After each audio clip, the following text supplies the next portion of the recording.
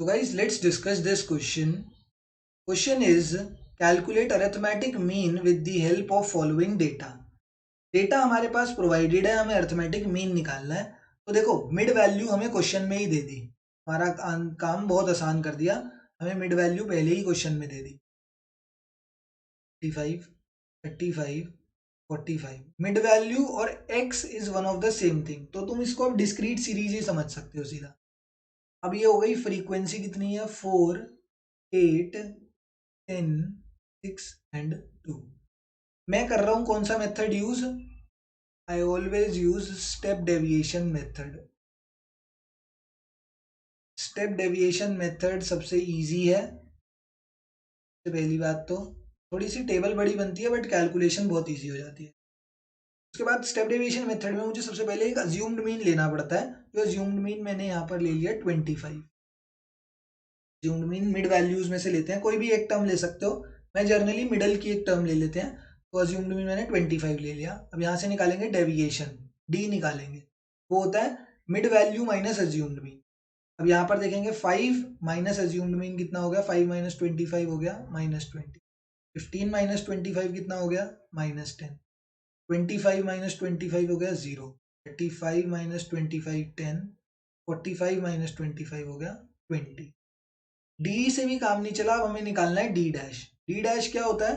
D dash is जो हमारा deviation आया है, deviation divided by C. Deviation को किससे डिवाइड करना है? सी के साथ। सी क्या है? C is what? C is generally क्या होता है, जो हमारे क्लास इंटरवल्स होते हैं ना, जैसे 0 to 10 है, तो इन दोनों के बीच का गैप होता है क्लास साइज, उसी को हम सी बोलते हैं। क्लास साइज को ही सी बोलते हैं। बट यहाँ पर तो क्लास इंटरवल्स दे नहीं रखे, तो कोई बात नहीं। क्लास इंटरवल्स नहीं दे रखे तो मिड वैल्यू के बीच का गैप भी जो होता है वो भी क्लास इंटरवल ही होता है। 5 to 15 मतलब कितना गैप है? 10 का गैप है, तो इसलिए मैंने सी कितना ले लिया 10। अब यहाँ पर करते हैं 20 डिवाइडेड बाई 10 हो जाएगा -2, -10 डिवाइडेड बाई 10 हो जाएगा -1, 0, 1 और 2। Sigma F D. अब हमें ना फॉर्मूला क्या होता है, अब पहले एफ डी डैश निकालते हैं। ये डी डैश हमारे पास है, ये एफ है, इन दोनों को करेंगे मल्टीप्लाई।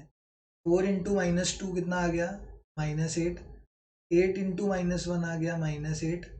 0 से तो कुछ भी मल्टीप्लाई होगा 0 हो जाएगा। 6 into 1 6, 2 into 2 4। Sigma F D dash is equals to -8 हो जाएगा मेरा -16। इन दोनों को ऐड करो तो ये आएगा 10। सिग्मा एफ डी डैश आ गया मेरा -6। वहीं पे मेरा सिग्मा एफ कितना आया? सिग्मा एफ कैलकुलेट करते हैं। 4 + 8 12, 22, 28 और सिग्मा एफ मेरा आ गया 30। फॉर्मूला क्या होता है स्टेप डेविएशन मेथड में मीन का?